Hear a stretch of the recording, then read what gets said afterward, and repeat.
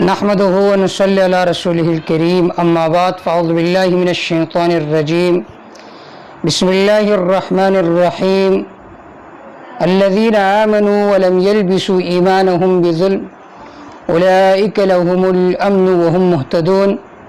عن أبي ذر الغفاري رضي الله تعالى عنه عن النبي صلى الله عليه وسلم فيما يرويه عن ربه عز وجل أنه قال: يا عبادي إني حرمت الظلم على نفسي وجعلته بینکم محرما فلا تظالموا. رواہ مسلم. عزیز دوستو، دین اسلام ایک جامع دین ہے. دین اسلام میں ہمیں عبادات سے متعلق، معاملات سے متعلق، معاشرتی زندگی سے متعلق تفصیل کے ساتھ احکام بتائے. اور ایک اہم چیز دین اسلام نے یہ ذکر کی ہے کہ آپ اپنے بھائیوں کے ساتھ، اپنے رشتہ داروں کے ساتھ، مسلمانوں کے ساتھ اخلاق کے ساتھ پیش آؤ. اور بد اخلاقی سے آپ صلی اللہ علیہ وسلم نے منع فرمایا. دوسرا حکم ہے عدل کے ساتھ پیش آؤ. ظلم سے آپ صلی اللہ علیہ وآلہ وسلم نے منع فرمایا ہے. عزیز دوستو، آج ہم اپنے معاشرے کو دیکھتے ہیں، اپنے ملک میں، سوسائٹی میں نئے نئے واقعات کو دیکھتے ہیں. اس سے معلوم ہوتا ہے کہ ہمارے معاشرے میں جو ظلم کا ریشہ ہے یہ بہت زیادہ ہے. ظلم صرف یہ نہیں ہے کہ آپ نے کسی کو مارا، بلکہ ظلم کہا جاتا ہے وضع الشیء فی غیر محلہ، کسی چیز کو اس کے غیر مناسب جگہ میں استعمال کرنا. ایک چیز جس کے لیے وضع ہے آپ اس کو اس میں استعمال نہ کریں بلکہ کسی اور جگہ میں اس کو استعمال کرے تو یہ ظلم ہے. پھر ظلم کے درجات ہے. ایک ہے اعلیٰ درجہ شرک کرنا، یہ سب سے بڑا جرم ہے. قرآن مجید میں اللہ رب العزت کے ارشاد ہے: الذین آمنوا ولم يلبسوا ایمانهم بظلم اولئک لهم الامن وهم مهتدون. وہ لوگ جو ایمان لے آئے، ولم يلبسوا ایمانهم بظلم، اور انہوں نے اپنے ایمان کے ساتھ ظلم کو خلط نہیں کیا، تو ان لوگوں کے لیے امن ہے آخرت میں، وہم مہتدون. اور اس کا دنیاوی حکم یہ ہے کہ یہ لوگ ہدایت یافتہ ہے. صحابہ کرام نے عرض کی: یا رسول اللہ اینا لم یظلم یا رسول اللہ، ہم میں سے تو کسی نے بھی کسی درجے میں ظلم کے ارتکاب کیا ہوگا، کیونکہ ظلم کے اطلاق ادنا درجے سے لے کر اعلیٰ درجے پر ہوتا ہے. تو آپ صلی اللہ علیہ وسلم نے جواب میں ارشاد فرمایا: آئے تم نے لقمان حکیم کا قول نہیں سنا؟ ان الشرک لظلم عظیم، کہ شرک سب سے بڑا ظلم ہے. یہاں پر اس آیت میں ظلم سے مراد شرک مراد ہے، کہ جس نے ایمان کے ساتھ شرک خلط نہیں کیا تو ان لوگوں کے لیے امن ہے. تو شرک کرنا بھی ظلم ہے. کیوں؟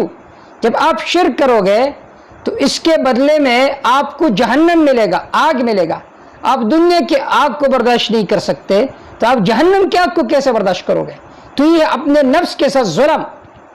اسی طرح زنا کرنا، چوری کرنا، مسلمانوں کی غیبت کرنا، چغلی کرنا، یہ سارے مظالم ہیں کہ آپ اپنے اوپر ظلم کر رہے ہیں، اپنے نفس کے اوپر ظلم کر رہے ہیں. اسی طرح مخلوق کے ساتھ ظلم، اس کی بھی بہت سارے درجات ہیں. آپ کسی کو مارتے ہو، کسی کا ناحق طور پر حق لیتے ہو، کسی کو گالی دیتے ہو، کسی کو ذلیل کرتے ہو، تو یہ بھی سارے مظالم ہیں. اسی وجہ سے قرآن مجید میں اللہ رب العزت نے اپنے بارے میں ارشاد فرمایا: وَمَا رَبُّكَ بِظَلَّامٍ لِّلْعَبِيدِ، کہ آپ کا رب کسی بندے پر بھی ظلم کرنے والا نہیں ہے. جب اللہ رب العزت خود ظلم سے مبرہ ہے تو مخلوق کو ظالم بننا رب کو بالکل پسند نہیں ہے. جو روایت میں نے آپ حضرت کے سامنے ذکر کی، حدیث قدسی ہے. حضرت ابو ذر غفاری رضی اللہ تعالیٰ عنہ فرماتے ہیں، وہ روایت کرتے آپ صلی اللہ علیہ وسلم سے، اور آپ صلی اللہ علیہ وسلم روایت کرتے اللہ تعالیٰ سے. حدیث قدسی اس کو کہا جاتا ہے کہ جس کی نسبت اللہ کے طرف ہو، کہ اللہ رب العزت ارشاد فرما رہے. اللہ تعالیٰ نے کیا فرمایا؟ ایک طویل حدیث سے مسلم کی، اللہ رب العزت نے ارشاد فرمایا یا عبادی، اے میرے بندو. اللہ رب العزت نے فرمایا یا عبادی، اے میرے بندو. کیا فرمایا اللہ رب العزت نے؟ مخاطب کر کے لوگوں کو فرمایا اے میرے بندو انی حرمت الظلم علی نفسی، میں نے اپنے اوپر ظلم کو حرام کر دیا.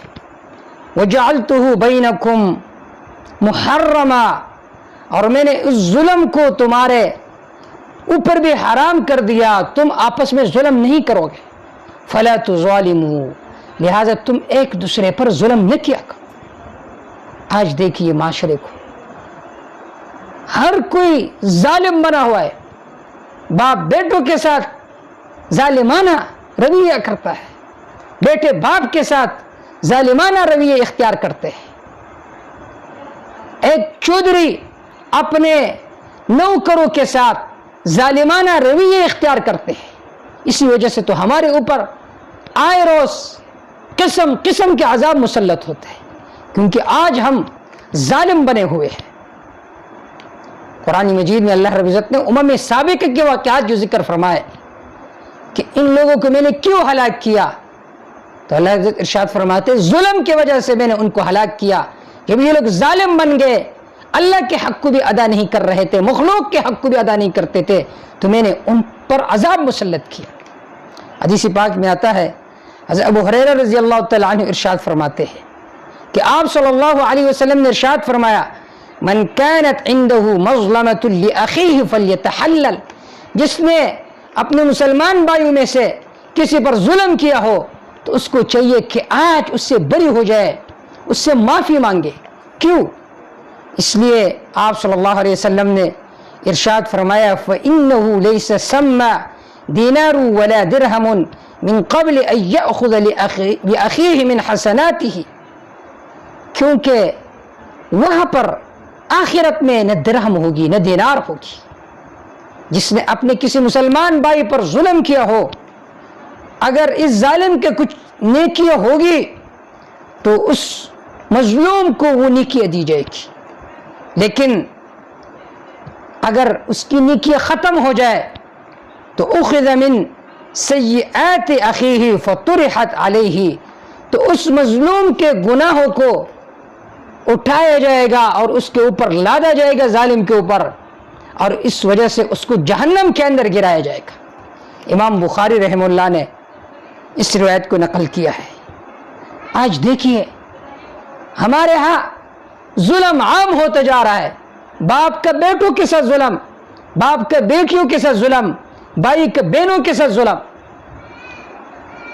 ناحق طور پر ناجائز طور پر زمینوں کے قبضے، دکانوں کے قبضے، جائیداد کے قبضے یہ عام ہوتے جا رہے ہیں. ایک تو یہ کہ آپ کسی اجنبی کی زمین پر قبضہ کریں، یہ بھی ظلم ہے، لیکن آج کل ہم اپنے بہنوں کی زمینوں کو قبضہ کرتے ہیں.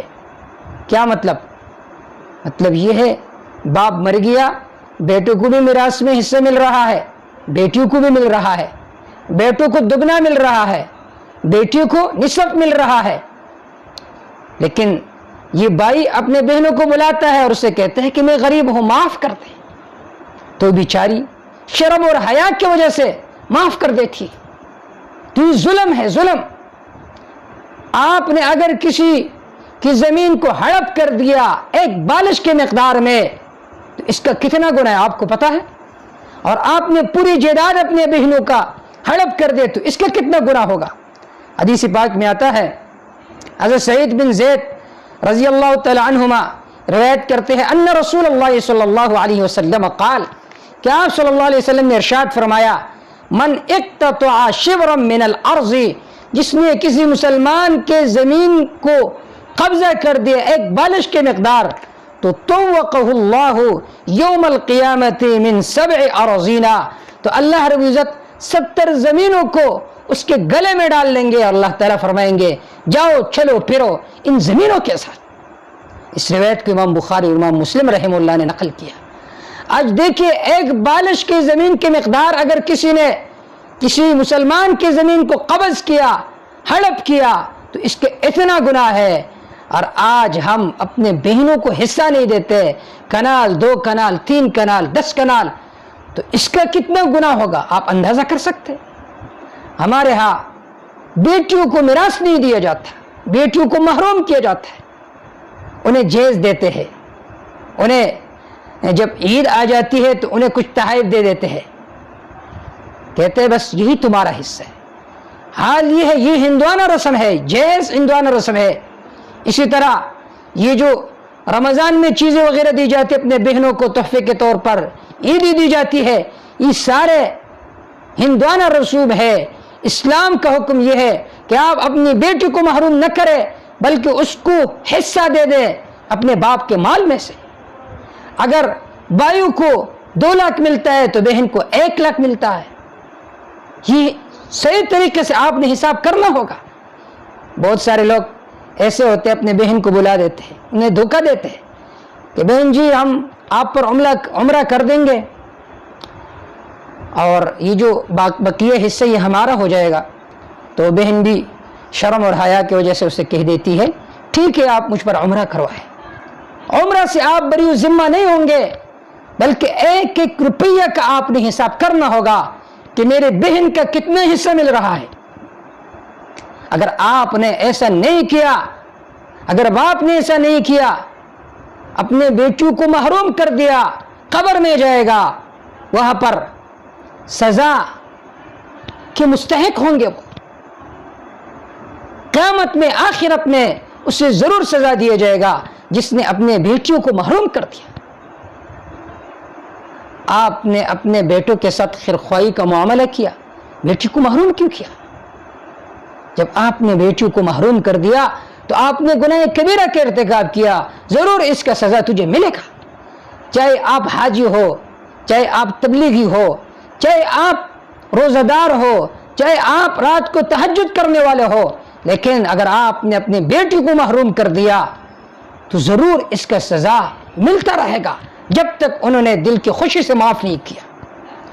تو اگر کسی نے 1 بالش زمین کے مقدار کسی کی زمین کو ہڑپ کر دے تو اس کا اتنا سزا ہے، جس نے کنالوں 10 کنال 20 کنال 5 کنال 2 کنال زمین ہڑپ کر دی اپنے بہنوں کا تو اس کا کتنا سزا ہوگا۔ اللہ تعالی ہمیں عمل کرنے کی توفیق عطا فرمائے۔ اس طرح حدیث پاک میں آتا ہے آپ صلی اللہ علیہ وسلم نے ایک مرتبہ صحابہ کرام سے عرض کیا اتدرون ما المفلس، اے تم جانتے ہو مفلس کسے کہا جاتا ہے، غریب کسے کہا جاتا ہے؟ صحابہ کرام رضوان اللہ تعالی علیہم اجمعین نے جواب میں ارشاد فرمایا المفلس فینا من لا درہم له ولا متاع۔ صحابہ کرام نے عرض کیا کہ ہمارے ہاں مفلس اسے کہا جاتا ہے جن کے پاس نہ کوئی سامان ہو نہ کوئی درہم ہو، اسے مفلس کہا جاتا ہے۔ تو آپ صلی اللہ علیہ وسلم نے جواب میں ارشاد فرمایا ان المفلس من امتی یأتی یوم القیامہ، کہ میری امت کا مفلس وہ ہے جو قیامت کے دن آئے گا بصیام، روزے کے ساتھ آئے گا، وصلاۃ، نماز کے ساتھ آئے گا، وزکات، زکات کے ساتھ آئے گا، ویأتی قد شتم ھذا وقذف ھذا وضرب ھذا، جب وہ آئے گا محشر کے میدان میں تو اس نے کسی کو گالی دی ہوگی، کسی پر زنا کا تہمت لگایا ہوگا، کسی کو مارا ہوگا، وأخذ مال ھذا، کسی کا مال ہڑپ کیا ہوگا، قبل ان یقضى، اس کا فیصلہ نہیں کیا جائے گا، بلکہ اخذ من خطاياهم فطرحت علیہ ثم طرح فی النار۔ امام مسلم رحمہ اللہ نے اس روایت کو نقل کیا کہ اس کی جو نیک اعمال ہے، صلاۃ ہے، زکوٰۃ ہے، صیام ہے، یہ سارے کے سارے اس مظلوم کو دی جائے گی اور اس کے پاس کچھ بھی نہیں رہے گا۔